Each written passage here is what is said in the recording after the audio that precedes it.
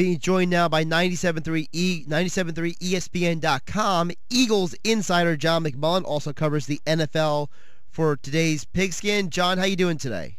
Doing well. Thanks for having me, guys. So, obviously, we're going to start off with the Nigel Bradham news. You already have an article detailing all the information at 97.3 ESPN.com. And I encourage everyone to follow J.F. McMullen for the latest news updates. But for those who are just jumping in their cars and flipping on their radios, give a little recap of what's going on with Nigel Bradham. Well, the Cabana boy wasn't quick enough. So Nigel Bradham and his group at a Miami Beach hotel decided to get physical. The victim had a number of cuts and lacerations, picked him out of the lineup. So he surrendered to Miami area police on Monday, but just got a text from a source close to the Eagles that they expect him to be in camp tomorrow. That's when veterans report. So he's not in jail right now, but he was arrested on Monday, and he's got a court date coming up in early August, and we'll see how everything plays out. And we always talk about it's knucklehead season, and this is the second one for the Eagles. Nelson Aguilar was the first, obviously just out of minicamp. Things worked out well from a legal standpoint for him. Now all of a sudden Nigel Bradham, who's expected to be a starter on the strong side at linebacker, is in some trouble. And it's something you don't want to have to deal with, but it seems to be the reality of the NFL right now. Before we move on to other Eagle subjects, I want to ask you about Bradham because according to what I read on your article, it looks like that he was running with a group of 6 guys, and this was not just him by himself. This was a group issue, and I don't know if this is really something you can specifically answer, John, but we talk about these athletes and their issues with making good decisions. This sounds like this is also an issue about who maybe Bradham chooses to spend his social time with. Yeah, it could be. It's too early to tell. One of the things is that Bradham actually paid for the umbrella they were arguing over, so they found his credit card receipt. That was one piece of evidence. But also the victim, according to Les Bowen, Les got the police report already. So the victim accused Bradham of actually striking him in the nose and picked him out of the lineup. So it's not one of those situations where he can kind of lean on one of his buddies did it and I just paid for the umbrella. So it looks like, at least from the allegations, that he's being accused of being involved in the actual beating, and that obviously makes it much more serious from him, from not only a legal standpoint but also a league standpoint, because the NFL is certainly going to take a look at this, and at some point we'll have to see how things shake out, but certainly he could be subject to suspension by the NFL. John McMullen with us. We're talking a little Eagles football, and John, today Jim Schwartz was the coordinator that was up at the podium to talk and discuss a little bit about his defense. And I know, since I guess we're talking Bradham and we're talking linebacker, that was the first question out of the gate, is he comfortable with the linebacker position? What were his thoughts on the Eagles and how they're set at linebacker right now? Yeah, and that was me. And he kind of played it off to Howie Roseman, and that's his job. But, Doug Peterson, before the draft, was very honest and said Jim was lobbying for more bodies at the linebacker position because there's not a lot of depth there behind the starters. And now you have one of those starters who's arrested in Miami days before training camp starts. So that's a position that bears watching, and the fact that the Eagles at some point might have to go outside the organization to address some of the depth issues, because right now, Pete, the top backup they have is Najee Good, and really from there it's a bunch of rookies and undrafted guys looking to fill in spots, whether it's Joe Walker's a 7th-round pick, or Mike Tavares, who's got $90,000 to sign as an undrafted free agent, or Quentin Dawes, who's from Rutgers, a local guy. But there is not much depth at that position, and I can't imagine that Jim Schwartz is feeling very, very comfortable, especially now that this news has come out. Right, and timing-wise then, John, to follow that up, this isn't the time to be looking for a linebacker. This is where guys are ramping up into their camps. There's not a lot of, we haven't even had a round of cuts yet, right? Yeah, and the one guy on everybody's mind, and has been since he got cut in Detroit, because Jim Schwartz has had a long history with him dating back to Tennessee, is Stephen Tulloch, who's a veteran linebacker, is very good, very instinctive against the run, probably a two-down guy at this point, but he would help this team immensely. The problem there is, at this stage of the game, he's over 30. He's not going to be able to play special teams. So if you bring in Stephen Tulloch, you're bringing him in to be a starter, and all of a sudden the dominoes have to fall from there, because he is a traditional middle linebacker. So if you bring him in, all of a sudden Jordan Hicks has to move probably to the weak side. Michael Kendricks has to move from the weak side to the strong side, and all of a sudden you have all these moving parts. So I think that's why the Eagles haven't sort of entertained that idea, but it's certainly something I think Jim Schwartz would like. He'd be very comfortable with a Stephen Tulloch. Talking with John McMullen, our 97.3 Eagles insider. You can check out his work at 97.3ESPN.com with daily Eagles training camp updates. Jim Schwartz was speaking after practice today, and one of the things that he said I thought was interesting is he pretty much, you said he opened up the press conference doing a bit of a stand-up act. Can you talk a little bit about that? Yeah, Jim. I don't know. He was wearing the Foster Grants. He was real into the nice shades. He had the whole thing going. He was feeling pretty good. And he just made a little clip about sort of product and placement, product endorsements, and then he went into a Gatorade. And he said in a lot of ways, you look at Gatorade and it's just standing there and nobody drinks it. In a lot of ways it hurts the product. So I don't know what Jim was doing, but he was feeling pretty good. Yeah, he was cracking jokes, and it worked because he got a big laugh, and we were off and running. And that seems to be something that has to do with his personality, and that is he is a guy that players like to play with. Defensive players love playing for him. So it seems like that's an element of his personality that really seems to work with people, and maybe that's part of the reason why players like to play with him, is because he can kind of get them to loosen up a little bit. Yeah, I mean, there's one thing about this Eagles offseason. You can argue about what they've done.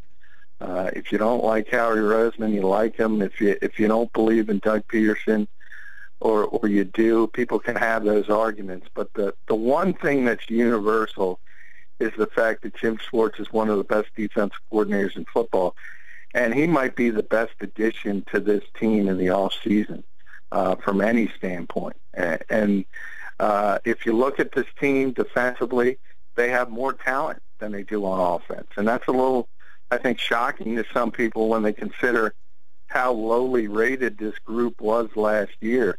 And there isn't a lot of depth, but most of those poor rankings had to do with the fact that they were playing with Chip Kelly and the fact that they had to deal with his offense. And they were always on the field, and that's going to create more plays that they have to defend, more yardage, and that's where some of that stems from.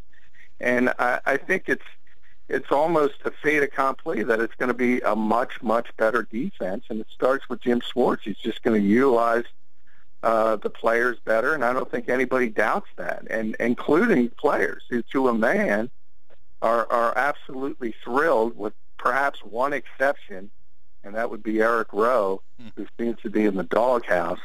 But everybody else swears by Jim Schwartz, and they're not the only ones, because there's a lot of people in the NFL as a whole swear by him as a defensive coordinator. You can criticize him as a head coach, but as a DC, he's been tremendous everywhere he's been. Yeah, I know that Doug Peterson didn't necessarily give Eric Rowe a ringing endorsement when he was asked about him yesterday. And today, John, there were not one, not two, but it looks like three questions, if I'm reading the transcript correctly, about the corner back position. Aaron Grimes' name was brought up. Nolan Carroll's name was brought up. And then the position in general and how open the competition is. Maybe you can enlighten us on Jim Schwartz's thoughts about the cornerback position. Well, you can kind of say, obviously the veterans aren't here yet, but you're here, and it's not only Jim, but also, as you mentioned, Doug Peterson.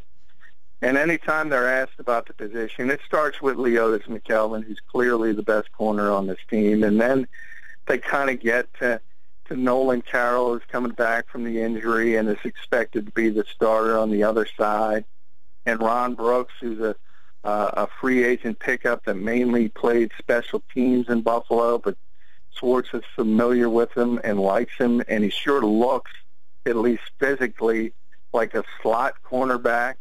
And then even names like rookie seventh-round pick Jalen Mills come up, and even Aaron Grimes, who played in the CFL and has done some nice things in this sort of rookie portion of training camp.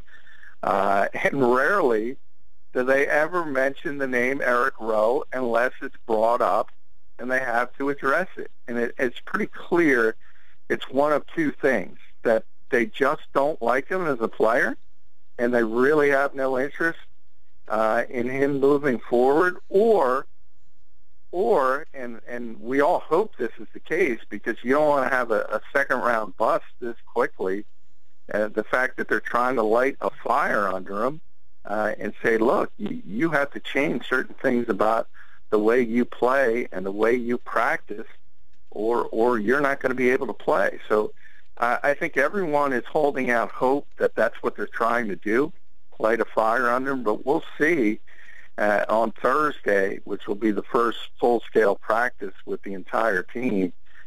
There's no doubt Eric Rowe is going to be nowhere near the first team, and we'll see how he handles it, and if he competes, which is what Doug Peterson said he wanted from him, or he kind of goes the opposite direction and starts feeling sorry for himself. John McMullen with us talking Eagles football, and John, you and I both know that when you get in those press conference situations, there are what I call beat writer questions, and then there are what I call TV questions, which necessarily may not be as hard-hitting journalistically, but I see a question on here about, can you describe big picture your philosophy and defensive approach? I'm guessing that a TV person asked that, but I was interested in his answer. Well, it's better. Most of them got into Jalen Mills' hair because he has green hair, so most of the TV people were centered on that. But you're right. But I'll say this. I've yet to meet the defensive coordinator in the NFL that claims they want a non-aggressive scheme. So I don't know how much you get from that.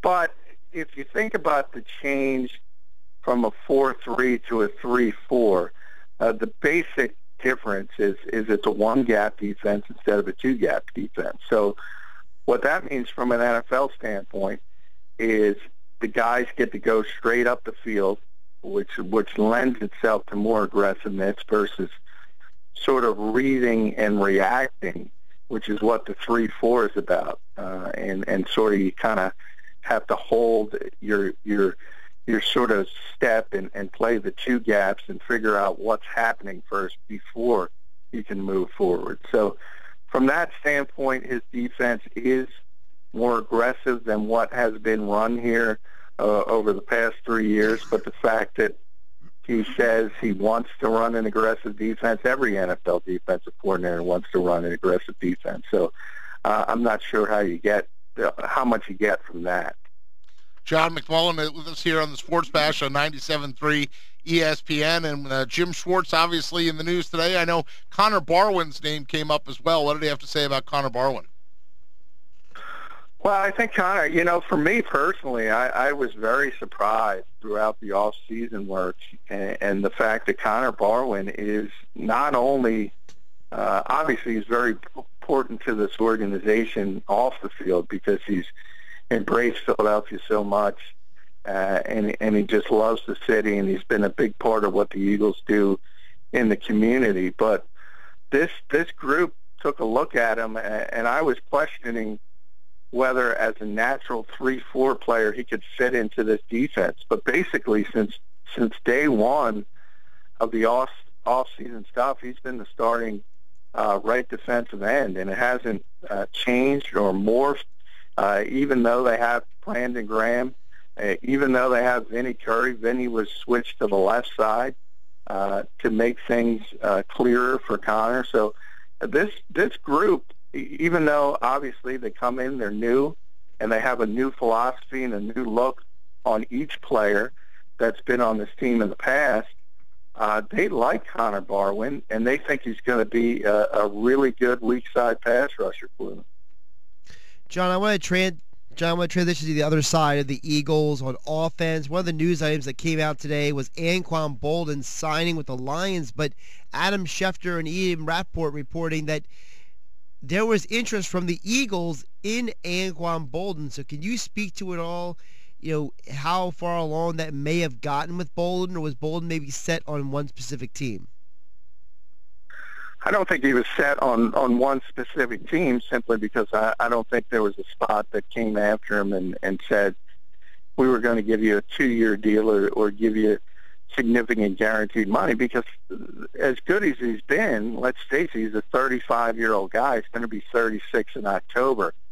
On the surface, as I write, it doesn't make any sense for the Eagles to bring him in, other than the fact that the wide receiver position is a very weak one for them on paper. But this is a team that's rebuilding, and this is a team that's shifting towards the future in theory with Carson Wentz. And although he's certainly, not only him, but Sam Bradford or whoever plays quarterback in every game this year, Chase Daniel, they need better skill position talent.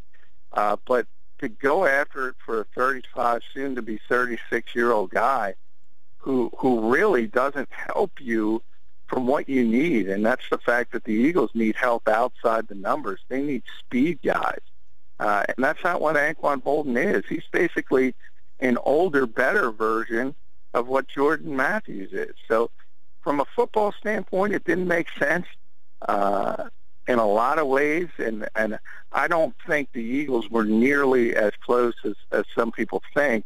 The one source that I talked to said they had preliminary talks, and they never talked numbers. So I'm not sure how valid that report was. Before we wrap up, John, I want to ask you about, we have everybody reporting tomorrow. One of the selected veterans who reported early was Cody Parkey, and we know that Caleb Sturgis is still around. So, what can we expect from having these two kickers in camp? Well, I think it's a legitimate competition, and whoever kicks the best is going to win the job. And right now, from the off-season where Caleb Sturgis is in the lead, but I don't think Cody Parkey was 100% in the off-season. That's one of the major reasons he reported early. Really, the only veterans that were here early were guys rehabbing from injuries, like Nolan Carroll, Corey Shepard, Travis Long, and Cody Parkey, all coming back from injuries. So it remains to be seen. That's a very, very serious issue for a kicker. I know Pete's a big golfer. With your core, and sort of it messes up your swing. And that's what happened with Cody Parkey last year. So I don't know if he's going to be the same guy. And if he's not, Caleb Sturgis was good enough, especially down the stretch last season, that the Eagles will feel comfortable with him. So that's going to be, even though kicker obviously doesn't move the needle, it's not going to excite people, that might be one of the biggest roster battles of this camp. John McMullen, yes, I'm a big golfer, and I'm a large golfer as well. So, yes, I play a lot of golf, and I'm literally a big golfer. So as we wrap up with you, you can follow John at JF McMullen on Twitter, and, of course, read his work on 97.3 ESPN.com. But tell me about the atmosphere down there with the DNC across the street. Did you pass the background check? Did you get through the checkpoint successfully? How do you get in? Do you flash, like, your Secret Service credentials? Like, how's it working? There is added security. We cannot drive down Patterson Avenue. So from somebody coming from Jersey like me, that's a headache because you got to drive up Packer Avenue. You got to go all the way up to 20th Street and drive down the other end of Patterson Avenue. So anybody who knows Philadelphia knows what a headache that is. But hey, you can't bitch and complain too much about security because obviously you pick up the newspaper, you read your favorite websites every day, something else happens. So it's understandable. It's a headache, but you have to deal with it. And the Philadelphia police have been tremendous. We have to show our credential. We have to show our ID. But other than that, they've been very, very good, and I applaud them for the job they've done. Well, just keep making that left into the NovaCare complex as opposed to the right at FDR Park, John. We don't need you camping out, okay? I appreciate it. Thanks, Pete.